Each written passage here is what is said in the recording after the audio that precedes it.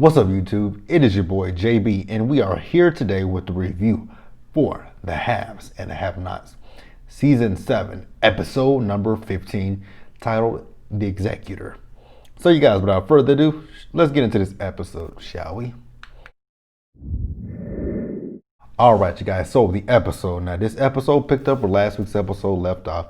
You guys remember, drug addict Wyatt went into the Iron Bone? The Malone's bar, like a dumb fuck. You just sat there and stabbed Uncle Vinny, and now you're stumbling your high ass in there trying to sell your mama's jewelry for some heroin. I mean, I know Wyatt is high, but damn, are you that high to not know where you are? And then when Vinny asks him if he knows where he is, Wyatt is so out of it. I'm like, this fool is so stupid. So then, Uncle Vinny sends Wyatt to the basement, and then he and Sandy follow behind. Now, Sandy, he wanted to step there and watch the bar, and Uncle Vinny was like, bring that ass. So then we see Veronica. Veronica calls Crash Says Dummy, aka Laura, and it's 4 o'clock in the morning, and Laura's like, Miss Veronica, it's 4 o'clock in the morning. And Veronica says, well, I have a list of things for you to do. And, she's talking about clean up. And, Crash Says Dummy was like, oh, I was going to have my husband do that. She says, shut up. I'm talking. You listen and write. Now, if it was me, I would have told Veronica, I know you my boss, but bitch, I am not on the clock yet. So fuck you and get the fuck off my phone. If you want me to do something, tell me what the fuck you want me to do when I get there. But don't you sit here and tell me on my motherfucking phone that I pay the phone bill for, that you're talking and I'm listening. You got one child. His name is Jeffrey. That ain't me. Yeah, I would have cussed Veronica the fuck out, and I would have told her, bitch, get off my motherfucking phone. Like, who the fuck you think you talking to? I would have told her, look here, lady, with all due respect, I know you gave me a job, but get the fuck off my phone. And she was like, you're supposed to be here at 6 o'clock in the morning. Laura's like, I get up at 5 to make sure that I'm there on time. First of all, at 4 o'clock in the morning, when she said it's Veronica, I would have said, Miss Veronica, I will talk to you in an hour. I am asleep. Goodbye. Click. And hung up in that woman's face. Give a fuck if I work for her at 4 o'clock in the morning? No, lady, you are not calling me. Get the fuck off my line with that shit. Let's move on. All right, guys, here's something that's it's not irritating me, it's just interesting to me. Why is Jim still in the hospital? It is a surface wound in his arm. I know he went through surgery, but that was just to take the bullet out. So why is Jim just sitting in his hospital bed, taking up space for someone else who could use that hospital bed? Okay, whatever. I'm going to let that go. I'm just going to let it go. I'm going to let it go. I'm going to let it go. I'm going to let it go. I'm going to let it go. We're done. So then we see that he calls, to have the vehicle tracked down. They ask him, was the vehicle stolen? He says, no, it wasn't stolen. So then they ask him for the password. He gives them the password. They say, sir, that's not the password. He says, yes, it is. They say, no, it's not. He says, yes, it is. Then they tell him that someone changed the password. So I was just saying, like, so we went to this whole back and forth. Like, you could have said, that's not the password when he said, yes, it is. You could have said, well, no. It appears that someone may have changed the password, and that could have been the end of the discussion, whatever. So then he has the audacity to call Hannah, and, he's talking to her. Hannah is a lot better than I am. Much like with Crash Test Dummy, I would have did the same thing with Jim. The moment I heard Jim's voice, I would have hung the phone up. I would have hung the phone up if I was Hannah. So he asked Hannah for a favor. And he asked her, did she change the password? She says, huh? He said, are you hard of hearing? That was it. I would have been like, what, Jim? Go to hell. Like, he's been an asshole to Hannah, and you need something from her. Like, how does that work? You need something from me, but yet instead you coming at me being an asshole. You get more, I don't even know what the saying is. Did you get more bees with honey than vinegar? Y'all correct me. I always screw that saying up. But, like, just be a little bit nice. But, it is Jim that we're talking about. If I was Hannah, I would have like, you can call me Miss Hannah because, well, she did say that you can call me Miss Hannah. Then you had me call you Mr. Jim. That shit still irritates me. The fact that he sat there and made her call him Mr. Jim. Like, it's just like Jim doesn't know the meaning of kindness, decency, any of that. So then after he gets off, actually Hannah hangs up with him. He calls back, still rude with Hannah. She hangs up on him again. He calls her back, goes to voicemail. He says, bitch, I'm gonna ring your phone up until it blows up. I'm like, bitch, the disrespect. God, the disrespect. So then he calls good old boy David. Why? Hello, Jim. I'm gonna get it. Hello, Jim. I'm gonna get the voice. And he says, that, he can't, he's trying to talk to Hannah, but Hannah won't talk to him. So he asked David, would you go over there and get the password from her? Yes, Jim, I'll do that. I'm just like, damn, David. You just set black people back hundreds and hundreds of years, because it's kind of like whenever a master asks you to tap dance and shuck and jive for him, you do it. Like, I'd be damn. And then at the end of that phone call, Jim asked him to bring him a sandwich because he hates the food there at the hospital. Whoa, Jim. Last time I checked, you had a surface wound in your shoulder, and I'm pretty sure that the doctors are ready to discharge you. Again, why the fuck is Jim still in the hospital? I don't get that. Wyatt didn't shoot him Wyatt shot him, but it wasn't that detrimental. Oh, God. Let's move on. All right, you guys. So Catherine is still in jail. A guard comes and brings her a sandwich. She doesn't want the sandwich. All she's worried about is Wyatt. I wish somebody would really tell her what's going on with Wyatt. I wish somebody would tell her he escaped police custody. They don't know where the motherfucker is, and put her out of her misery. But no. So then the woman that was, complaining about her in it wasn't last week's episode, it might have been a week before. Her name is Sylvia. She tells Catherine that she better get them alone their money or they will kill Wyatt. I will say with Catherine, I love the fact that she told her to shut the fuck up and that she ain't worried about the Malones. Like, she is that bitch. She's a bad bitch. I'm like, yes, you are, Catherine, because you shot Jennifer Salison. I don't know nobody that's gonna shoot a DA like that, but okay. In their home. I know you were trying to scare Veronica, but damn. You scared Veronica and fucked yourself. Let's talk about it over at David's house. Alyssa is outside. Now, I was looking at Alyssa's dress and her heels. I'm like, those are two different colors. That dress was blue, but them shoes looked like they were purple.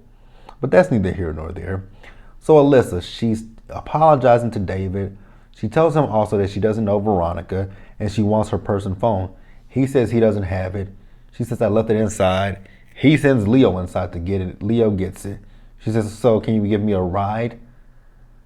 When she said, can you give me a ride? I'm like, wait a minute. Wait.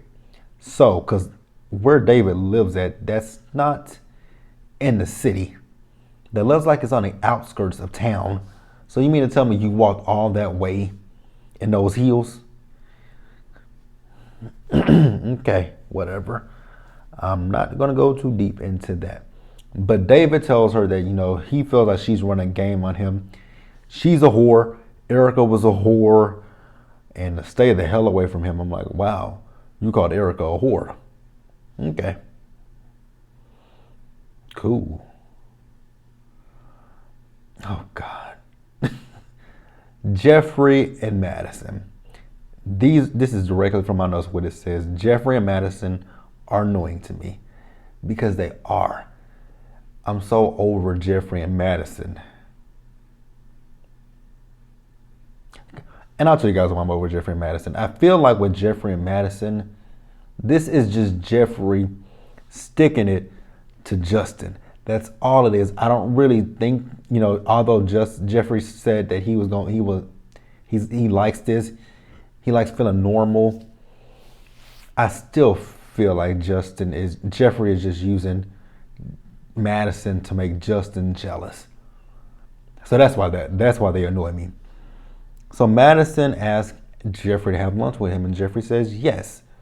Now, when Madison left for work, there was a knock at the door.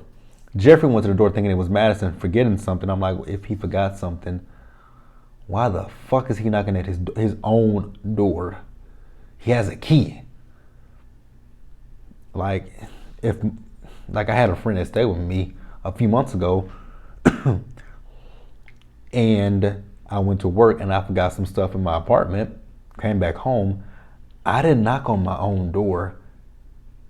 I unlocked my door and walked in. So, yeah.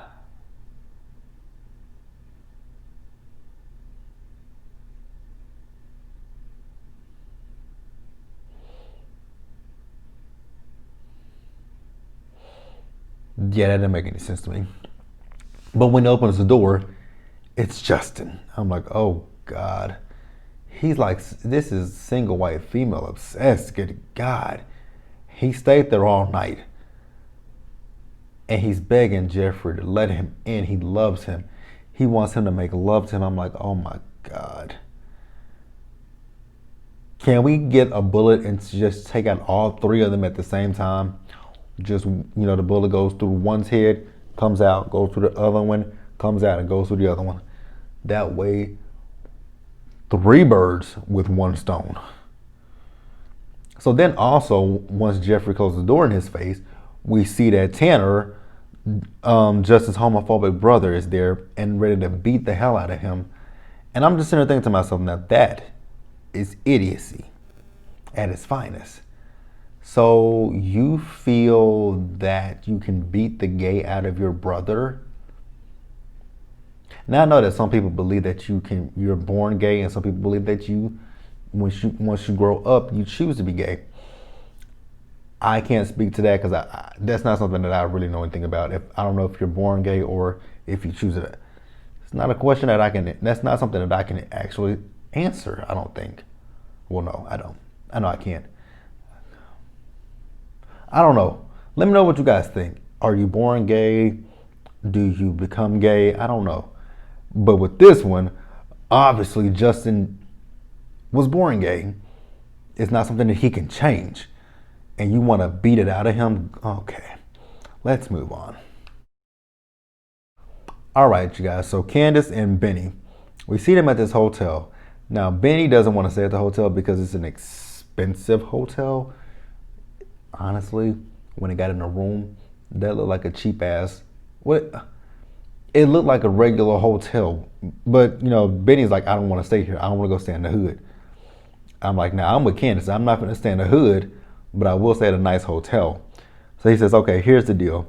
We get 1 room, double beds for 2 nights. Candace says, no, 2 separate rooms. And she didn't really specify how many nights to stay there, but she said 2 separate rooms. Well, the girl told them it's 1 room, double bed for 2 nights. So Ben was like, ha, I win. Now, when a girl asked for a credit card, Candace gave her cash. I'm like, now, what hotel does that in this day and age? I don't know any. Well, yes, I do. Never mind. I mean, but the ones that do cash, they're like the seedy motels they're motels where people go to have sex, but not an actual hotel. I mean, even in the 90s, they asked you for a major credit card upon check-in. Okay. Sometimes I think with this show, I think too deeply into what's real, into the real world and not Tyler Perry's world. I think that's the thing that gets to me sometimes is I think too deep sometimes. Just stay in fictional world. Stay in fictional world. Stay in the fictional world, please. Okay. So we see Hannah. So Hannah pulls up to the Cryer's house, and so does good old boy David. So she like, oh God, dude, are you following me? Yes, he is, because his master put him up to this. So then David asks her, why are you so hostile towards me? I'm like, David, really? You got to ask that question. You're friends with Jim. You do basically everything Jim says. You jump when he says jump. You eat when he says eat. You sniff his ass when he says sniff his ass. Like, you do whatever the fuck Dave just Jim says. So he also mentions Benny and Candace. I'm like, she's like, now don't you threaten my kids in front of me. I'm like, but Hannah, you just never mind. You just called the police on them last week. Oh God. But yeah, he tells her that Benny was at Veronica's. He's like, she's dangerous. She's like, well, he's a grown ass man. Now, why don't you just tell that grown ass man to sleep with that old ass woman? But okay, Hannah. So then he asked her for the passwords for the car because of Wyatt. And he asked her, will she call the company? And she says, you know what, David, I got it. Okay, we'll do it. Let's move on, you guys. All right, you guys, I will say I'm sorry. I feel like this review is not the best. I'm sorry. I'm tired. The episode, to me, it wasn't bad. It was just, for me, the episode was kind of all over the place. And I think that's where my frustration is tonight. It's just that the episode, it was all over the place to me. That's really what it is. Because here we go. Here's the scene that, and this is where I got frustrated at. When I saw this scene with Conley and Charles, I'm like, we have not saw them in how many episodes?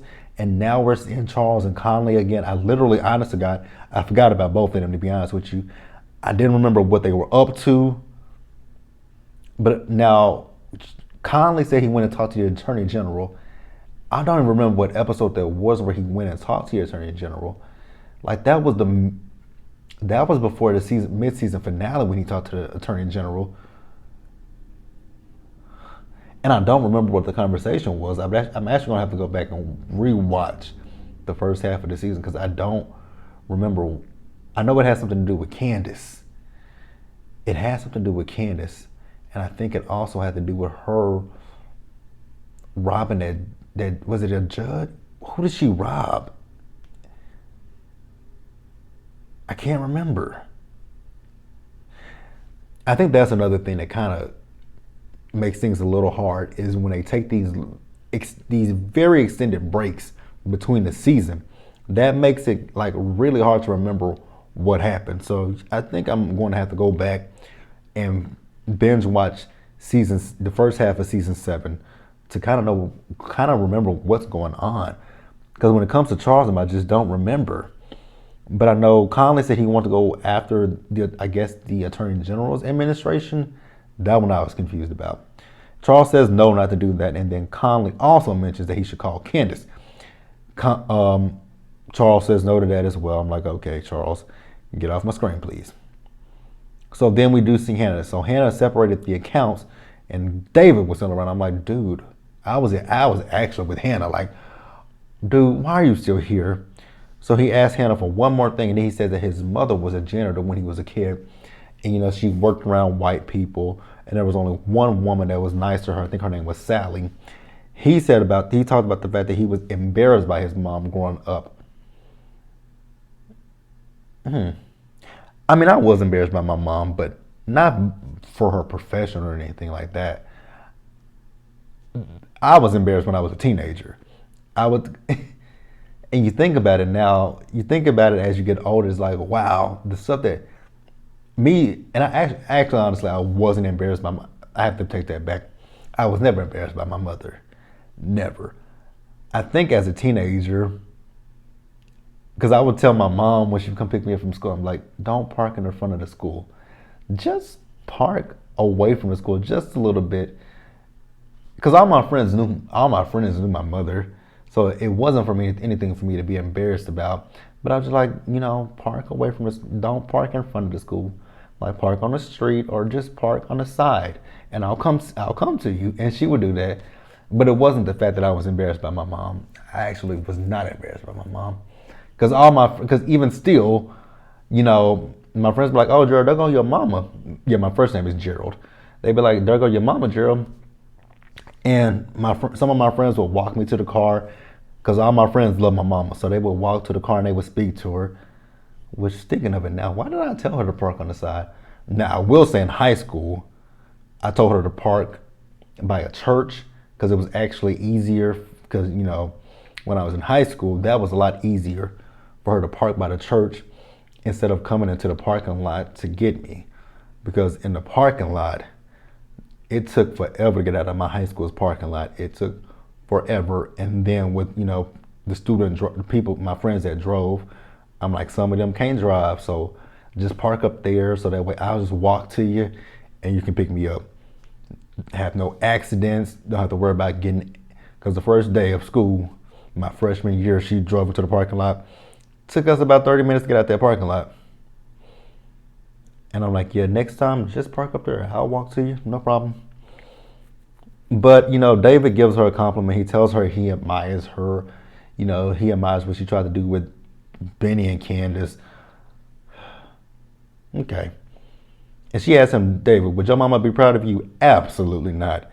Not being a slave to the master. God, what does Jim have on him to make him such the good boy? Let's move on. All right, you guys, and we are going to wrap the episode up. So Crash Test Dummy, aka Laura, she has cleaned up Veronica's house. She's folded Veronica's clothes and sorted them by the day. How the fuck do you sort clothes by a day? So does Veronica have a hanger that says Monday, Tuesday, Wednesday, Thursday, Friday, Saturday, Sunday, every day? Or whatever. Or does she have a hamper? Whatever. That was interesting when she said she sorted it by the day. I'm like, how the fuck do you sort clothes by the day?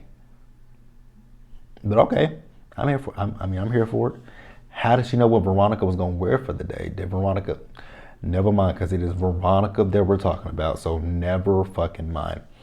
The bitch, I ain't mean to call her bitch. The lady is weird. So then, she made her some tea because she said she heard her coughing. I'm like, Veronica, you got COVID? Please let her have COVID so we don't have to deal with Veronica anymore. So then Veronica notices, her husband outside. And she's like, who is that? She's like, my husband. I asked him to come over here to clean the pool. It's no charge. I'm like, girl, shut up. It is. Charge her. Charge her. So then Veronica asked Laura to go up. She said she just took a shower. And I'm like, so you want her to go clean your shower after you? No, that's nasty. I wouldn't do it. So Crash Test Dummy goes upstairs, and then Veronica goes and tells, knocks on the window and tells husband to come here. So she speaks to husband. He tells her he's a contractor. He thanks her for giving Lord a job because they desperately need it. She's like, why would she desperately need it? Then he tells her that, their son got shot. They lost a son who got shot in a robbery. Now, I don't know how true that is. But Crash Test Dummy didn't mention that they do have kids. So it could be true. It could be them running the con. Who the hell knows? So Veronica, when he says that Veronica's trying to hug on him, I'm like, ooh, Veronica ain't shy about slipping her on a man's dick. So then Veronica goes upstairs. She tells Crash Test Dummy that she needs her to go buy something for her, and she's gonna send her in her car. She's gonna give her a suit to wear and a wig to put on. Now, here's the thing about the wig. The wig that Crash Test Dummy had on in the scene, that wig was horrible, as well as Veronica's wig. The wigs, I can never get over these wigs on these shows. The wigs on these shows are atrocious. They're atrocious like a motherfucker. Now, like I said, now let's move over to Candace and Benny. They're at this hotel. Now, again, you can pay me to believe that this is an expensive hotel. Looks like a Holiday Inn, Ramada. What else is there? Best Western. It looks like one of those type of hotels. And, Benny is asking Candace to stick around. He's worried about her. But you were just trying to get her out of town, but now you want her to stay. Benny is so stupid. I can't with Benny. All right, you guys. And then let's close this episode out with Sandy, Benny, and Wyatt. So Wyatt's high has finally come down, and he finally realizes where the hell he is. I'm like, about damn time, you dumbass. And he's talking about, let me go. You know, my dad has already paid you. Let me call my dad. Dude. Yo, why does a retarded fool stay off the drugs? Say no to drugs, kids. So Vinny hands Sandy the gun to shoot Wyatt. Sandy can't do it. Sandy Cheeks got more heart than Vinny does. And Sandy Cheeks is a squirrel and a fictional character. Well, Sandy is a fictional character as well. But Sandy Cheeks got more heart than this dude got. So Vinny can't, like I said, Sandy can't do it. Vinny takes the gun, shoots. I'm like, Vinny, you're already 0 for 1. Well, you're already 0 for 0. Because when you shot the guard, who I don't know why he's still alive, you shot him point blank in the forehead. He's alive. I mean, I guess the bullet could have got lodged in his skull.